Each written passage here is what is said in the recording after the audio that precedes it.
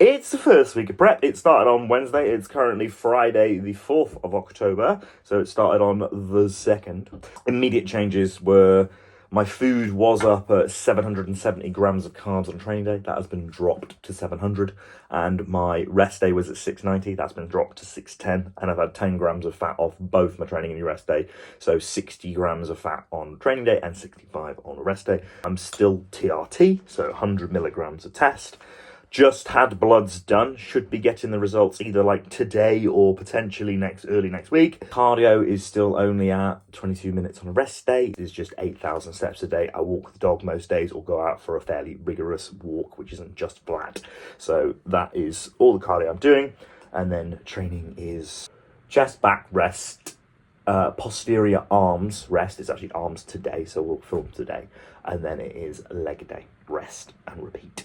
No real changes. When you start a prep, I think a lot of people hype prep up the start of it to be like, ooh, and now we're chucking all the drugs in and we're putting in clen, we're putting in thyroid drugs straight away and all this other stuff, and it's this massive big deal, and you're like, realistically, there should be very little difference. More of exactly the same, just slightly less food.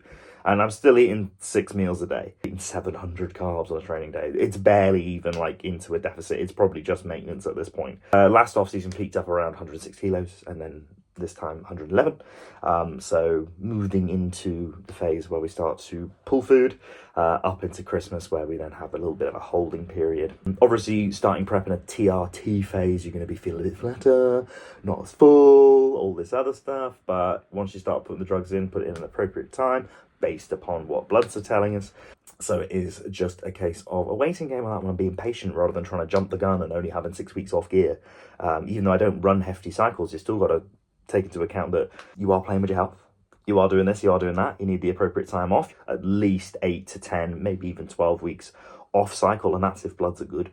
You need the mental break as well, just from injecting all the fucking time. An elevated level of testosterone beyond what you would be as a natural range is going to still promote some sort of long-term issue. So you don't want to be sitting above the natural range forever, because you're technically still on blast and you're still placing stress on those organs. And this, which is what people really discount, is the head. People really forget about the neurological effects, the psychological effects of gear, and how it changes you. And a lot of people don't notice it because it does happen over time. And they don't want to notice it. They just think, oh, I want to get back on gear because it makes me feel good. And it's the psychological component of that. And like loads of guys, when they come out to DLT, they train like fucking wetbags and they think that they're going to get so much smaller. And for a lot of guys, when people say like, oh, when you come off the gear, you lose loads of size. It's for a lot of guys, that can be the case because they've only ever grown their physique with gear, and that's why they're afraid to come off, because as soon as you start pulling it out, well then what's the thing that's holding you up in the first place? It's a load of gear. So if you pull the gear out, it's like, you lose however much weight you do, and it's like, right, okay, this is what you actually look like. And a lot of people think, oh, you want to avoid that, you don't want to go back there, you're enhanced, you're an enhanced athlete, you need to take all the drugs, you need to do this, you need to do that, you need to push, you need to take more drugs in order to see more success. And it's like, nope, you don't. And this whole idea of like, oh, well, if you do low dose, you're a fanny or you're a pussy. It's just stupid schoolboy shit. It's like, oh, well, you're just afraid to push. It's like, not really. If I need to push a certain thing, I will. And I have tried a few different things in order to do that. And over time, you learn what your body is signaling to you. You learn what is about the right amount, what is too much, what's a good combination of things. And you go from there. That's why this is quite a nuanced sport in that sense, because you could figure out all these different compounds. And yes, performance enhancing drugs do fucking work, but there is definitely a point at which there is diminishing returns and you actually start getting deleterious effects. So you could call those returns very much negative at that point. If you become unhealthy, then you can only sustain that for so long, and even then your body will not react as well, and you'll constantly will be saying more drugs, take more drugs to get a better response, and realistically all you're doing is just worsening the state of your organs. So yeah, I don't imagine I'll take much more than, say, 500 milligrams of Primo across the whole prep and 100 milligrams of test. But I don't use more than 100 milligrams of test in a prep situation, just because of aromatization, nipple sensitivity. I don't want to be holding on to excess water. I need as much testosterone as my body can handle, which is around 100 milligrams of testosterone. I do suspect that I'd be able to handle 150 and 600 Primo, but I know from experience of using 600 Primo with 100 test, that is, I did start to feel a bit ropey, which, would imply we're getting towards the end of like this is probably a little bit too much DHT to testosterone ratio, but we could find that one out in the future. Anyway, regardless, generally I'm not going to go over a gram in terms of my anabolic use. Other coaches would probably be like, you're a pro, you need to be on 2 grams minimum because you're a pro. And it's like, where have you pulled that figure out of your arse from? Is it because you're just looking at what other people do and then go, oh, well, they're on 2 grams, so you need to be on 2 grams. Well, what happens if everybody starts taking 3 grams? Well, then I'm on 3 grams as well, aren't I? Because I'm copying everybody else.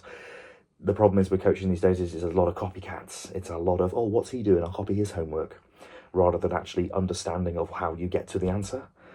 People that are generally very, very good at any subject are the people that understand it fully and know how to reach the answer, rather than somebody that just copies somebody else's and then hopes that they're getting the same mark. You need to show you're working, not just fucking put the answer straight there, which it never really, because it's not as simple as maths. It isn't just a case of test plus primo plus 9 different orals equals a pro card equals a pro show win. That's not how it works. So it is just like, okay, need some understanding of what things do. And plenty of people just chuck stuff in because they think, oh, well, that's what you do when you do it, and that's how it's done. They don't go, why are we actually putting that in? What will that do? What will this do in combination with the other 2 things? What does that do in relation to bloods? Why would we be putting this thing in now if we don't really particularly need it? It's only really in the last few years where I've been able to sit back and go, hang on a minute, like, fucking hell, why is everybody doing all this shit? And everybody's doing the same shit. And I've seen plenty of arguments, people going, well, all the coaches at the top are all there and they all do very similar stuff because it works. You're like, well, why are plenty of people that they coach not placing well these days? Why are they all coming in like pretty fucked? Why are coaches like mine, like Vicky and myself, seeing plenty of people come to us going, I got fucked up by my last coach. My health's in an absolute bin. I really struggled through last prep. I almost lost my job. I think a lot of these practices have come down from on high many years ago, and people have just gone, right, you just do that because you do that. And those coaches that have competed, some of them haven't, but the ones that have, maybe they've done a couple of shows. Some of them better ones have done many shows and have lots of experience. But the ones that have done a couple and then become a top coach, granted they've had a lot of athletes pass through their hands, but they've used the exact same protocol on them. They've literally gone copy, paste. They've applied a protocol to an athlete rather than built a protocol around an athlete, which is what you need to be doing to get the most out of them. Drugs need to be applied to the person. Training needs to be applied to the person. Nutrition needs to be applied to the person, not the person needs to apply themselves to the way I work. And then this is why you get people swapping coaches all the time, because they're finding coaches that they probably all do the same fucking thing, and people are bouncing around going, right, they're the same, they're the same, they're the same. And when people are like, oh, you shouldn't change coaches, or you're bouncing around coaches all the time and you're not seeing results, you should just listen to your coach. Well, if you've had a bad experience with a coach that uses a certain method and all these other coaches use the same fucking method, and you've basically got PTSD from the prep you did with this first coach, and you're bouncing through each of these other coaches because you're never going to know what their methods are until you've actually spoken to them and you get on board with them for a few weeks, until you've reached that point and you've gone, hang on a minute, this is exactly the same copy fucking paste as this fucker that absolutely destroyed me. No wonder people bounce around coaches, because they're all the fucking same. So when you see all this stuff, people being like, oh, well, you shouldn't change coaches, it's like, they're just trying to find one that isn't going to fucking absolutely hormonally and physically and mentally destroy them. Because it happens all the fucking time. And, I got to the end of my prep last year and I was tired. I was like, right, if I don't get the pro card, I'll just call it a day. I'll just come back next year, whatever. I'm just a bit knackered. I've been peeled for ages. And obviously we had the sort of like that super low weight cap that was still in at that point, 89 kilos at my 5'9" height, which has then subsequently been moved up to 91 kilos. So that would have given me a nice bit of room in terms of actually being able to make weight a bit more easily. Still difficult, but easier than getting sub fucking 89 kilos. I can assure you of that. If I'd been with another coach, you're like, would you have actually got me there? I had plenty of, I didn't have them, but my coach had plenty of people turning around once I'd done the FitX show when I was 94 kilos going, oh, he's peeled, how is he going to lose weight? You would have had other coaches like, you'll just go open, rather than saying stay classic and we'll pull the weight off you, and we'll do it in a way that isn't going to fuck you up. Because I had to rip through some muscle towards the end, and come the end of prep I wasn't like destroyed. I needed a break, but I wasn't like jittery, unable to concentrate, like fucking fully just impossible to be around, which is what I've been previously when I've been taking certain things and doing certain methods.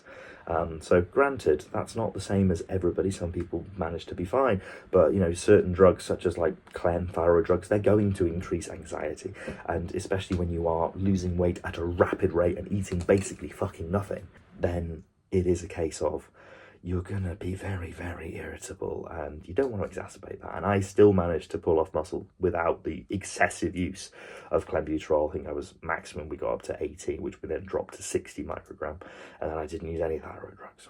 So, and I have used those in the past. So it is just a case of drugs should be applied where applicable, not just because they are part of your protocol, which you have learned from somebody else, and you're just copying homework and just handing it out to people going, this is what you do, this is the method. And it's all written down in a big document. Like, it's all written down. Like, it's rarely ever on the fly. It's like, here's your 2-week out protocol. It's just a list of drugs. It's just a list of drugs. And maybe, like, what you do with your cardio. It's nothing to do with what you do with your food. There's no mention of nutrition in that. It's at best macros. And then there's no understanding of what foods you should be eating to reinforce certain parts of hormonal profile, or whichever vitamins you might be deficient in, having been through a long period of a deficit. So it is definitely a case of having moved to Vicky and learning the things I'm learning with her, you do have your eyes opened to the fact that this is not an easy sport, and peaking especially is an art form, but it is not as complex as some of these fuckers make it out to be, with the ridiculous drug protocols and like these supposed magic formulas that people think that they have. There's nothing magic about it. Drugs do what they do. You have to be able to utilize them in a specific way in order to achieve a certain result. Placing them in at exact time frames at certain periods of time out from a show, regardless of what the state of the athlete might be, is fucking stupid. You're applying a methodology to something that doesn't actually fit. It's all, it's round peg into square hole. It doesn't make any fucking sense. So I've been on a huge rant about UK coaching now, which basically leads me on to, we won't be doing any of that. It'd be pretty fucking simple. And then obviously we don't have show dates yet, so that'll be December when those come out. At the minute, I'm just sort of thinking like, we've got a fair amount of time. I'm not in a hurry. I'm not feeling rushed. I'm just sort of wanting to get a bit leaner at the minute. And I think it'll be pretty simple. The best thing you can be in a prep is relaxed. And that's why, it's people that select show dates from fucking 6 months out. They're like, we'll do this one. I get that because they're released as an amateur, but and you're always thinking about the next fucking show. I'm just thinking about getting lean. I'm not really thinking about which show I need to do. What's going to really be the kicker for that is where they are. So it is probably going to be looking like if we can favour European shows, which are not as far to go to, and it's just going to be cheaper. This is my other point. Granted, there's some amazing guys doing the Olympia this year, of course. It's the fucking Olympia. They're the best in the world. They only place up to 16. There's 63 people qualified for the Classic Olympia. It's just way too many, isn't it? And not to disrespect the guys that have qualified, because if I fucking qualified, I'd be fucking going. I just think it's rough. 60 guys, it's a lot. And the whole point of getting rid of the point system was to prevent this sort of shit. And we had a couple of years ago, there was 40 odd guys in classic. I'm like, this is way too many. And now there's even more without the point system, because they want more shows. They want more pros, more opportunities, money, which is fair. It's a business. It is a business at the end of the day. It's almost like it's getting to a point where you need, it's like an Olympia pre-qualifier to qualify for the show that gets you to the Olympia qualifier. Then you do the Olympia qualifier, and then from those, the top however many goes to the Olympia. It's almost like you need that. Maybe they will introduce another tier of shows. I don't know. There's already considered to be that sort of the top tier is considered to be the Arnold, the New York Pro, maybe Tampa's in there now, maybe Detroit could be considered on that because of the prize money, Dubai for sure, and it is that sort of higher prize money show. Do they get made into the Olympia qualifiers and the others pre-qualified you to do those shows? Probably not, because it wouldn't bring in the prize fund. Anyway, I have ranted and raved about absolute nonsense. What time is it? 11:10. I need to go to the supermarket. Go supermarket, I'll take you with me, and then we'll go gym afterwards. See you in Tesco.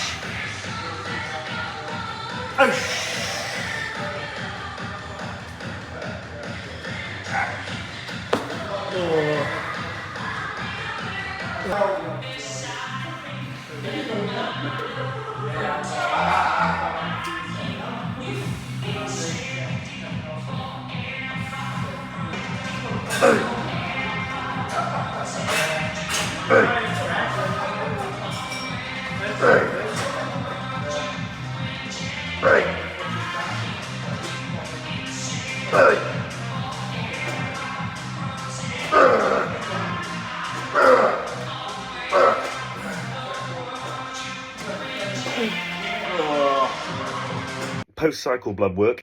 Let's have a look. Context for this: I ran a cycle for about 16 weeks.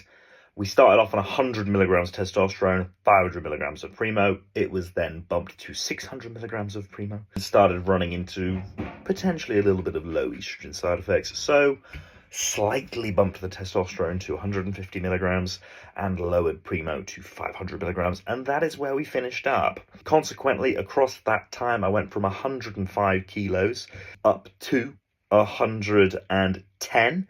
The consequential 2 weeks following ended up at 111 kilos. So around 4 to 5 to 6 kilos gain across that period of time. And the results are fairly reflective. A fair bit bigger, which was great. Anyway, the actual bloods themselves. So let's start from the top, shall we? So red blood cell count, absolutely fine. White blood cell count, absolutely fine. Clotting status, similar story. Kidney health, similar story. Liver health, ALT, a smidge high, but I didn't rest the day before I took the test. Silly me. And I do take a hell of a lot of supplements, and it does have to be broken down by the liver. I would be concerned if my bilirubin or ALP, or really concerned if my GGT were out of range, but none of them are. So I haven't really got any problems with that ALT score. At the end of the day, it is just either can be fatigue-bearing activity or just breaking down lots of supplementation. Not drugs, I mean literal supplements. Although obviously taking copious amounts of drugs will tax your liver quite aggressively. Proteins, again, absolutely fine. I was actually quite shocked at the SHBG score being absolutely slam in the middle there. Usually when people have been running steroids for long periods of time, which I have been blasting cruising for the best part of 4 years, you'd expect that to be a bit suppressed. So diabetes status, HbA1c is absolutely fine, well within range. I also didn't do this test fasted, so a score of 32 is absolutely fine. Cholesterol, my total cholesterol is nice and low. LDL, additionally, is also nice and low. Non-HDL cholesterol, yes, low as well. HDL cholesterol, a little bit suppressed. You do expect this from people taking anabolic steroids. It is going to occur, annoyingly. It is not something that we can completely eradicate from steroid use. It is going to happen, sadly. However, my total cholesterol to HDL ratio is absolutely fine. And again, triglycerides are all good as well. Inflammation-wise, absolutely fine. Gout risk, I'm not getting gout anytime soon. Iron risk, absolutely fine. Iron status even, no problems there. Vitamins, folate serum, B12, D, we're all good. Everything absolutely fine. I could maybe do with a little bit more vitamin D. Could double up on my dosage, that'd be absolutely fine. My thyroid hormones are absolutely perfect. Very functional thyroid. Hormones in general, so FSH and LH, they are going to be binned. They are going to be absolutely ruined because I am using anabolic steroids, and those are your sex-stimulating hormones. So I am putting testosterone in my body, therefore my body does not need to produce it for me. Hence, FSH and LH are going to be in the fucking floor. It is not anything realistically to worry about whilst we are on steroids. Estradiol is high. This is something which has been through my whole life. I do have naturally high estrogen. However, obviously I'm not a natural person at the minute, but would suggest that using 100 100 milligrams of testosterone, I am still getting a bit of aromatization from it. And even on 100 milligrams of testosterone, I'm only producing 20 nanomole per litre. The top end range will be 29. I'm not looking to be maximal top end range. If I were, there would be a sort of a case usage of 100 milligrams of primobolan to go alongside my 100 milligrams of testosterone. However, running that 100 milligrams of primobolan alongside, is it really going to bring me much benefit in the actual therapeutic stage? I will just be taxing my body a bit more. That HDL would likely end up a bit more suppressed. I could end up with increased LDL at the end of the day. The whole point of the TRT phase, i.e. cruise, is to let your body rest. It is not to continue to look to maximize growth during that time via the means of anabolic steroids. So we should be looking to chill the fuck out, and this is the position my body is currently sat in. 20 nanomole per litre is absolutely fine. I feel no side effects of low testosterone or anything like that. So if you get scores that are anywhere in this sort of range and a TRT doctor tells you to go on testosterone replacement therapy, tell them to fuck off, because they're wrong. My free test is well within range as well, which is absolutely fine. Prolactin additionally sitting high. With estradiol being high, it is one of those things that it can also be high. But again, something else which has been around since I've started doing this is high prolactin. We can reduce this. I do take P5P. It should be a touch lower ideally. However, it is just one of those. I'm not having any gynecomastiasides at the minute. I'm not experiencing any form of acne. I never have. Even with higher levels of prolactin, my skin is absolutely fine. So again, not really experiencing any side effects from that slightly elevated level of prolactin. DHE sulfate. This was something that me and my coach were a bit like, that's a little odd. But again, this can be due to periods of stress. This doesn't have to be anything particular which you've got going on within your system which could be deleterious. And I have had a little bit of the old stress recently, and obviously cortisol is correspondingly absolutely fine. So I'm not too worried. If cortisol were thoroughly out of range, i.e. very high, then I would be concerned. Additionally, my autoimmunity is absolutely fine. So no risks on that side of things. And that is everything. As you can see, the majority of my bloods are very, very good. Even after a total of 700 milligrams androgen load, bloods have come back absolutely fine. And this is where you want to be. You don't want to have bloods 5-6 weeks post-cycle and then be in the toilet, or those certain things there which you can't explain, or certain things which you're going, oh, well, it's always like that, so it's not a problem. I know I've had a couple of things like that. I'm not arguing that my estrogen isn't a bit annoying and it could do with being lower. I'm just arguing that it potentially isn't something that is going to be life-threatening over time. It's not dramatically raised, neither is my prolactin. It is something which is very much I can deal with, and I'm not having any side effects from it. When we see many scores such as cholesterol consistently being in the red, then we have things to be worrying about. And there are many other things here which could be of concern that many people ignore on these blood tests and say, bloods are fine, let's keep going. I will not be immediately heading into a blast, even though these bloods are pretty much bang on perfect. We will be waiting out a good period of time, up to 12 weeks of TRT, before I then look to go back onto a cycle in my prep. I'm currently in prep, but we do not need to be looking to utilize drugs immediately when I can already do things in a natural state without having to utilize this stuff. I'm not going to lose muscle in this initial stage of prep. There is no need to try and preserve it at the expense of my health, because I'm not going to lose it anyway, so there's no point in using them. I'm absolutely fine on TRT, and we will continue to progress that way until the right time when we will be introducing another cycle. So those are my bloods. We're basically all good. I'm happy, coach is happy, and we're going to plow on from here until the appropriate time to put some more gear in.